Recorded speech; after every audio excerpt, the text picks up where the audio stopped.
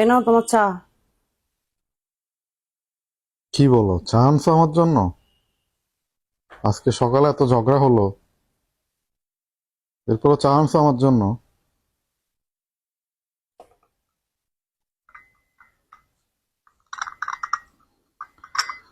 আসলে রাগের মাথায় অনেক সময় অনেক কিছু বলে ফেলি। ঝগড়া হলে তোমাকে আমি অনেক বাজেভাবে গালিগালাজ করি, তোমার বাপ মা তুলে গালি দেই, অনেক ঝগড়া করি।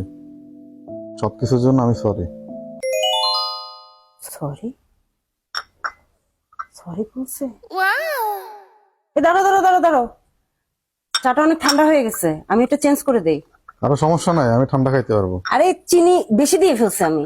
আরে সমস্যা নাই, তুমি চা বানাইছো, এটা ঠান্ডা হোক, গরম হোক, চিনি কম হোক, চিনি বেশি হোক, যেমনই হোক আমি খাইতে পারবো।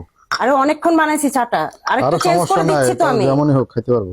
এটা কোনো কথা হইলো? আমি চেঞ্জ করে দিই না? আরে সমস্যা নাই তো, আমি খাই না। আরে বাবা, এটার ভিতরে আমি ইন্দুর মারা বিষ মিশাইছি, ছাড়ো না, কাপ ছাড়ো না, চেঞ্জ করে দিই না? বলতেছি চেঞ্জ করে দিই, চেঞ্জ করে দিই, গায়ে লাগে না। ইন্দুর মারা বিষ সহ খাবা? ইন্দুর মারার বিষ? বাবারে বাবা, মহিলা মানুষ কি সাংঘাতিক, ঘরের মধ্যেই মরার ভয়।